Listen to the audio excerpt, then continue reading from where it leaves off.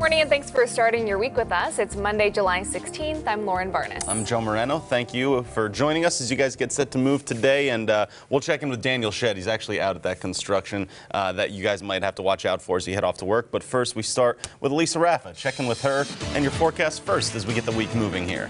Good morning, guys. Happy Monday. We've got another warm start. It's 70 degrees in Branson right now. Calm winds, dew point at 70. So, of course, it's humid out there this morning. We've got a couple of light showers south of that Missouri-Arkansas border.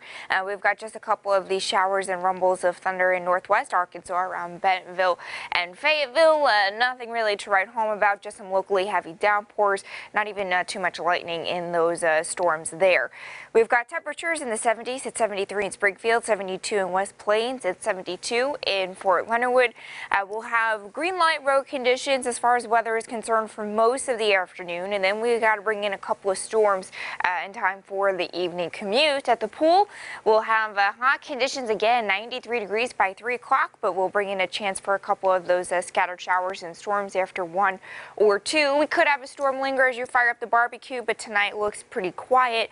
Temperatures drop into the 70s. We're tracking an unsettled pattern here in the weather lab. We've got some storm chances to talk about. The heat still there, but not as oppressive. Details in 10 minutes.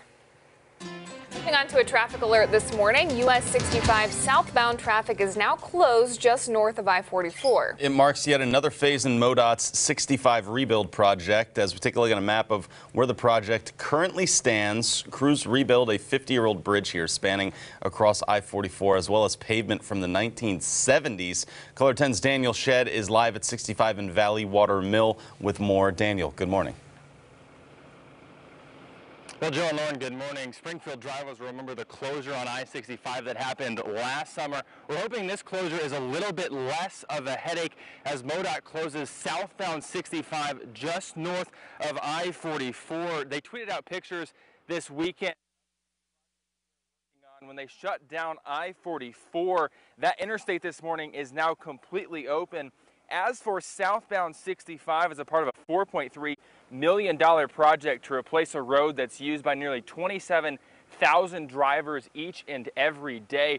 Just to recap, drivers possibly heading from Fair Grove or north of 65, southbound 65 will be closed at I-44. They expect this closure to go on through late August. If you're looking for a detour, MoDOT has a list of them on their website. Reporting live in Springfield, Daniel Shedd, Color 10 News, Ozarks First. Thank you very much, Daniel. We have some political coverage going on for you guys right now.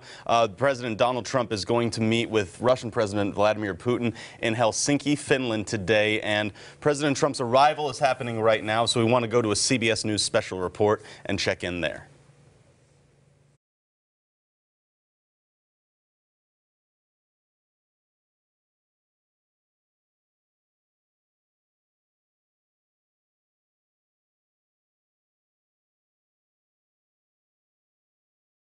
Doesn't mean anything. It means they are competitive.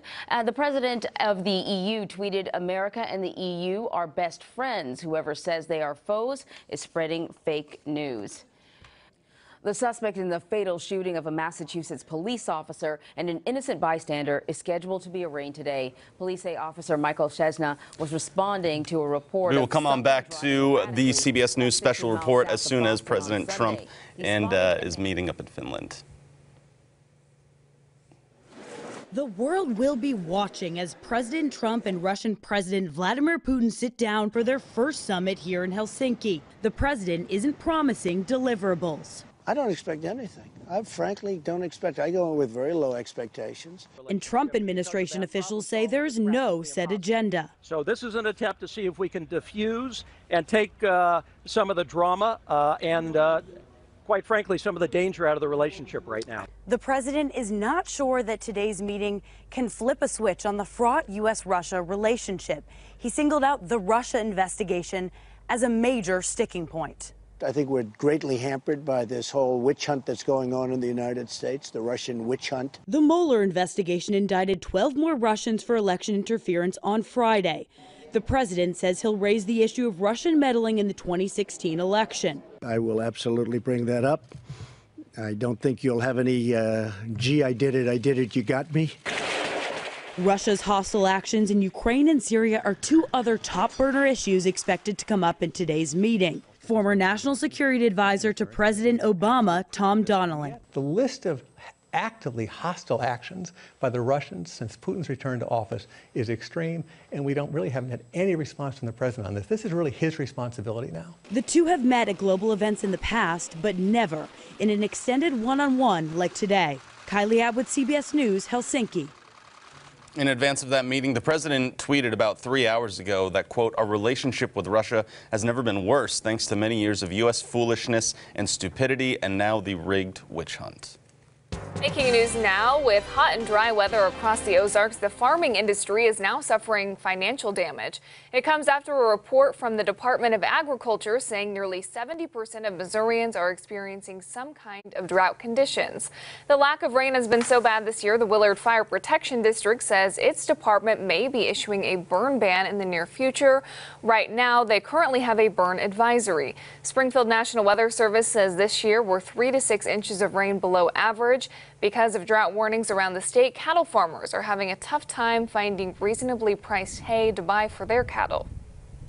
Hay prices are up as high as $200 a ton for grass hay, which is easily double, almost triple what it was last year. Everybody's in the same situation, so there's no hay to be bought. What there is so expensive that you can't justify buying it. You can't afford to pay $80, $90 a bale or more. Now, those two farmers, Mark DeLong and John Deutsch, say because of the drought, they're going to have to sell their cattle. They hope weather turns around soon, but that it still may not be easy to recover. Meteorologist Elisa Rafa is back in the Weather Lab in just a few minutes to update you on that rainfall.